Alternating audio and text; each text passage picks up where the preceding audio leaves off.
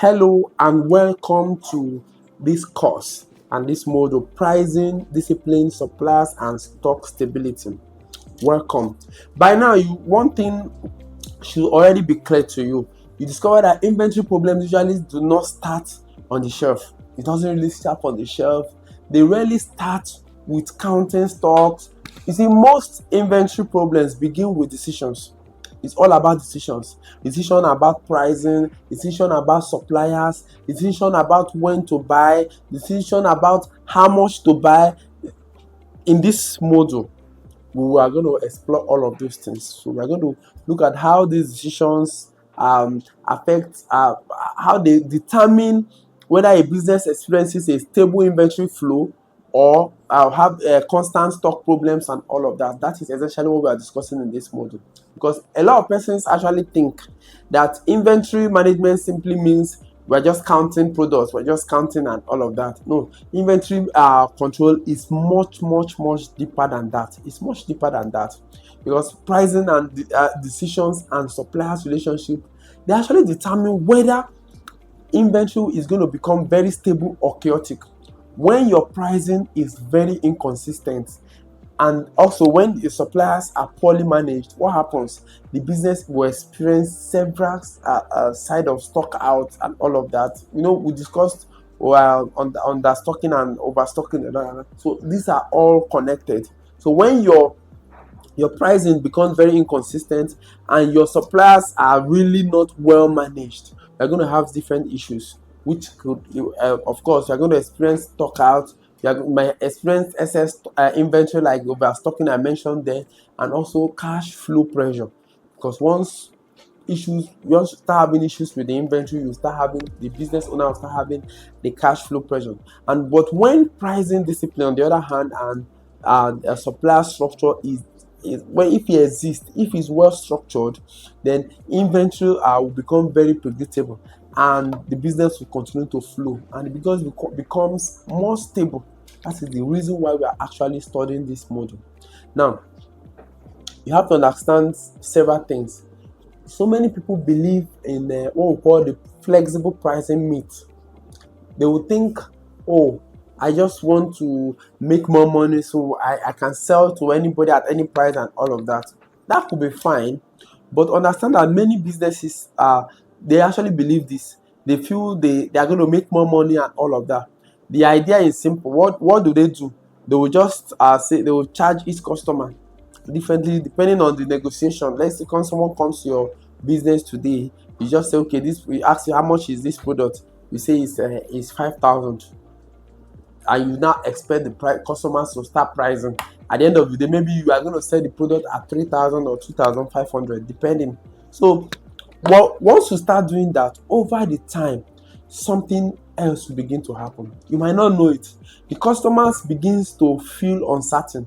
They start asking themselves, did I actually pay more than somebody else?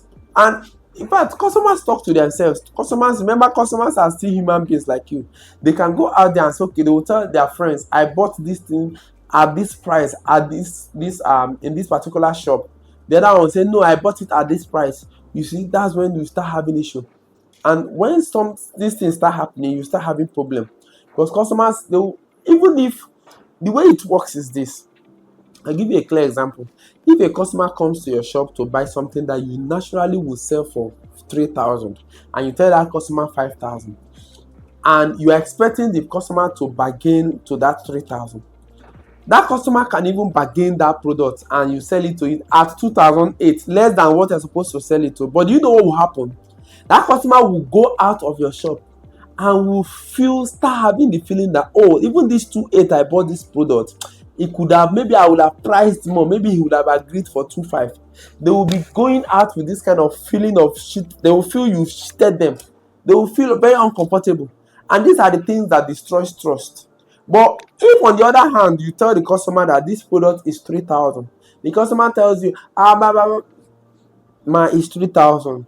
Oh, sorry, this is the best price. Look at it. You can give all the gimmicks. You can tell the customer, the things are very, dollar rate is this or whatever. You can tell the customer so many stories, but you maintain that price. At the end of the day, if that customer pays for that product, that customer will leave there with more trust. Unlike the situation whereby you have allowed that customer to bargain. Once you allow that customers to bargain, the customers start having some serious doubt in your ability to trust. In fact, the customer will have start casting a lot of doubt in your own person, in your personality. How do most SMEs currently price? I will tell you. In many SMEs, like I told you earlier, pricing is often unstructured. It means that the same product can have different prices depending on the customers. So negotiations is going to replace the structure, and emotions, depending on how the kind of emotional feelings each of them have, they are going to actually replace the strategy. So there is no clear-cut strategy in the SME world where you are going into. So I just give you an instance of how it works, but you just have to understand it. Now, in the short term, this might bring quick sales. That's what I tell people. This strategy might actually help them to bring sales, whereby they have this kind of flexible pricing. But in the long run, it creates this kind of confusion. It's going to weaken customers' trust and makes inventory movement very, very much unpredictable. So fixed pricing, on the other side, creates what? A different environment. Everyone pays the same price. This builds transparency. I tell you, this is my price. It remains my price. So it's actually going to help you to build that transparency. It's going to build your trust, and customers will feel more comfortable. They will see then that they are returning more because they know that they are being treated fairly. Over the time, the fixed pricing encourages referrals. They will tell you, go to this particular person. This businessman, if he tells you A is A, is B is B, is no is no, is yes is yes. So over time, you start building that, and over time, fixed pricing encourages that referrals. You start having repeat purchases and the customer relationship. So you can enter into a business now as you are starting up this work, and you discover the kind of pricing tactics your boss is using. So you are the one, you are going to study it. I'm not saying you are going to make immediate change, but you are going to study it and be able to know what to do. Let's continue. So because pricing is not just about money, right? It's more than profit. Prices actually influences your customers' behavior. It determines whether the customers trust the business. It affects whether the customer will continue coming, or whether it's going to give you referrals and all of that. That is what pricing does. Now, two forces that shape our prices. You have the good pricing decisions that comes from understanding between these two important forces. So if you know that these two important forces are very important, you need to study and understand it well. Number one is the market price. This is the price that customers already expect based on the competitors and the general market. That is clear. The market price, that you cannot determine that. Then the second is the product value. Now, this product value has to do with the quality, the packaging, the branding, and the perception, the availability, and the reliability of that product. You see, smart business owners, what they do, they understand these two forces, and they're able to balance them carefully. Now, pricing also works differently at different levels. So if you are a business that runs wholesale or retail basis, it now determines how you're going to price. For instance, wholesale businesses often focus on volume. Now, if you are selling wholesale and you are expecting to make maximum profit of product, then you are getting it wrong. So wholesale businesses actually focus on volume. They sell larger quantities at lower margins. So margins is the markup that you make on top of each product you sell. So they sell volume and they expect to make higher returns. So they sell larger quantities at that lower margin. But what happens? Those stocks move faster. They can finish up a container, they can finish up a trailer load and all of that. But retail businesses, on the other one, they have to price differently. The retail prices has to cover operating costs, all your slow moving product losses. You have to cover all the business overheads. So you really need to understand the difference between this wholesale and retail pricing to be able to understand how to set out a realistic and sustainable price. Now, we're going to compare this model a little bit. We have talked about the fixed pricing and the variable pricing. The fixed pricing is what I told you that builds the trust, builds stability, that somebody can predict. You say, okay, if I go there now, this is what I'm going to get from this business. If I go there today, this is what I'm going to get from this business. So customers know what and exactly, they know exactly what to expect whenever they come to that business. On the other hand, variable pricing often creates what we call suspicion and inconsistency. So customers, they become very tired of negotiating and uncertain about the fairness. So over the time, predictable pricing actually produces a stronger customer relationship. I have several examples. Several business owners in several places I've worked and several places I've experienced, they use this kind of fixed pricing, and those businesses have actually grown very into become conglomerates, and people know them for what they are, and people trust them. They are not this kind of people that they push around. They are very much consistent. Now, choosing your margin strategy, there are still different kind of price I want to introduce you to. There's what we call generic and premium. So also businesses can typically follow one or two strategies. Like the first strategy, focus on generic pricing. You just sell products at maybe the competitors rate and all of that. So these emerging products that really face strong competitions and operate at lower margins but high volume, those are the kind of products you sell at generic prices. Like for instance, let me give you but before I give you the example, let me discuss the second strategy, what we call premium pricing, whereby you differentiate. The products are really high valued products and they're differentiated, maybe because of the way the packaging, that's what we call packaging and all of that. You can actually fix a premium pricing. You know the kind of customers you want to attract with that kind of pricing, and those customers come in there, they know what they're supposed to expect, and they get those value and they pay that high price, not minding that they're paying for the same product. Now, these products can command higher margins because they offer unique value and brand positioning depending on how you position yourself. The key is clarity. You see, when problem arise when businesses mix these strategies without understanding the difference. Let me give you a clear example.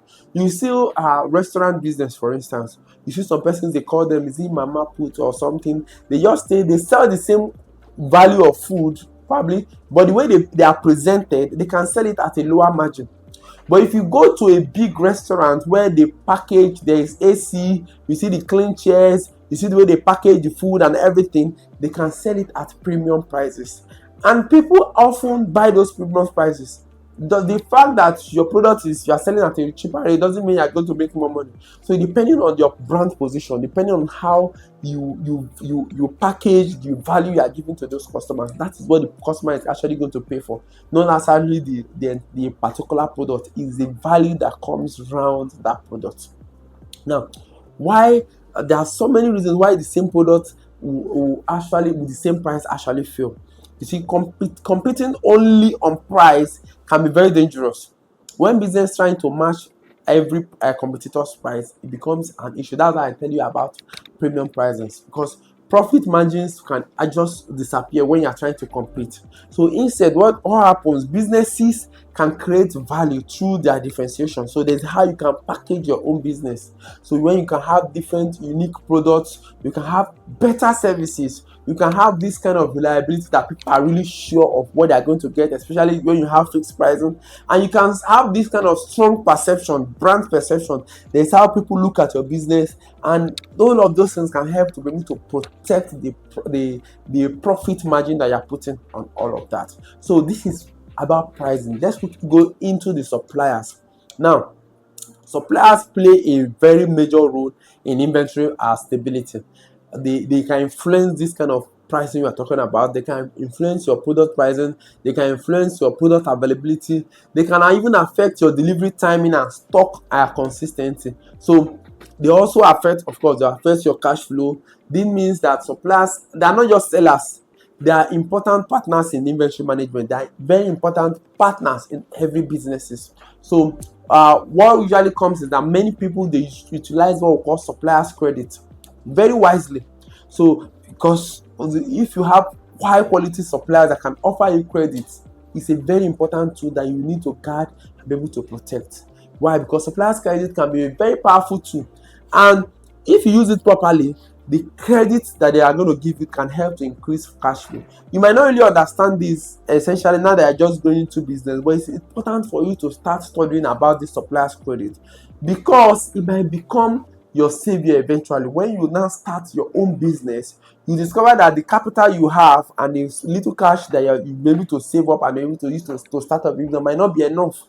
So, but instead of borrowing from the banks or from different loan companies, which they're going to give you a high interest rate, or maybe whatever the interest rate they are going to give you, a supplier's credit is just a free credit without an interest. So that's why supplier's credit, but it has to do with a lot of trust. It has to do with a lot of credibility. It has to do with a lot of you have to be very diligent with it. You have to be able to manage them very well so that you don't lose that trust. And that is what essentially supplier's credit means. And that is why so many businesses have used supplier's credit to be able to scale their business, to be able to improve their stock, to be able to increase their cash flow, and be able to do better and better. So first, you have to choose the suppliers intentionally. It's not every supplier that is the right partner for this for business. There are some persons that will give you problems. You have to be able to seek them out. So businesses should always evaluate their suppliers based on several factors, like how consistent are they in their price. The same thing you are offering your customers, you have to ensure that those suppliers offers you very consistent pricing, very consistent product quality. They should be reliable. Whenever you need them, they should be there to supply you. When they say they are supplying this at this particular time, they should be able to supply you, and they should be able to offer you that credit facility. You understand? They need to supply you. So you have to choose those suppliers intentionally, and this will help to maintain stable and inventory flow, because inventory will not be able to flow better and predictably. So the backbone of inventory stability is what we call reorder level. You need to be able to understand how all of these things work. One of the most important tools in inventory management is reorder level. So reorder levels help you to prevent stockouts. This is a level you be able to know that, okay, this product, we are at this level. Let's say you buy 10 packs of a product. Do you need to wait for it to be at 0 before you reorder? No. So let's say you are supposed to wait for it to, when you have 4 or 3. So that becomes your reorder level. So you'll be able to set that effectively for every product that you sell, so that you'll be able to, and that level, you'll be able to predict it, that this level can sustain me until the time the supplier is going to supply another product. So this is essentially what you need. So this is going to prevent you buying, having what we call panic buying. It's going to prevent excess stock accumulation. Be able to understand when you predict all this reorder level and maximum level quantity and all of that. It's going to help out very well. Now, you also notice that a lot of suppliers usually have this kind of pressure because they want to sell, especially sales representatives. They want to sell, and they're trying to push you to be able to order for more products. They can offer you discounts and all of that, special offers. But be careful, because promotions can easily lead to what? Overstocking. Remember what we discussed overstocking the last time. They can also say, okay, they want to give you discounts. It can trigger a lot of emotions in you to be able to now buy what you essentially do not need. So all of those things are things we are going to be very wary of and be very careful about. So I want to introduce to you what we call exclusivity. It actually makes a lot of sense, because especially for people that run retail businesses. So if your boss is running a retail business, or retail, maybe to explain this exclusivity for him, what it means is that you have one exclusive supplier that is a very responsible, very reliable, and very consistent person that can ensure that he supplies you everything. I mean, everything that you need, and you guys are able to work out a sustainable payment. And of course, it's going to offer you credit facility, and you're able to work out a very reliable payment pattern that you'll be able to sustain. That is credit. In subsequent courses, you're going to understand what this means, but just know that there's what we call supplier's exclusivity. whereby one supplier can supply everything, and this helps to improve your cash flow, helps to improve your profit margins, help to improve your the availability of the products, because like I said, they have to be reliable, they have to be consistent, they have to be very responsible, very responsible, very responsive. It means whenever you call them, they are there to answer. So I remember in the first part we discussed about recording. We mentioned the kind of books you're going to have. You're supposed to have a supplier's book where you're going to record, track all the prices, all the products that are supplied, all the prices, all the credit transactions, all the outstanding balances. Maybe if they have not supplied some products, you have to record all of those things properly. You have to have what we call supplier's book, where you can record all of that, or have your credit books where you record all the persons that gives you this credit. You have to record that, and all of these things are going to connect together, because you know that good pricing leads to predictable sales. Good suppliers ensures that you have reliable stock, and when all of these are work properly, in your inventory control becomes more stable. Your stable inventory will create what we call a healthier business, and you'll be able to plan better. You'll be able to work with less stress. So in the next module, we are going to be looking at how all of these things will pan out together, and how you can use technology to be able to manage everything that we have been discussing from module 1. I'm going to discuss how technology that can help you to transform all of these principles into what we call a structured inventory system. This is where all of this guesswork will just disappear, and control will now start. You just focus on how you control all of that.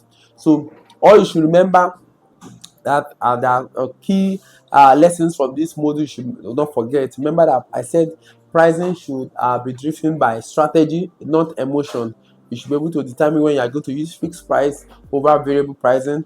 I also mentioned that trust is more often valuable than a quick profit. So the reason why you should have your fixed prices and all of that is because you want to continue to build cost with the customers. We also mentioned that suppliers must support your inventory goals. If they offer you credit, you should be able to manage them very well. And discipline is what builds all of those scalable businesses, and of course a stable business. So in the next module, we are going to discuss that technology, and I'll see you right there.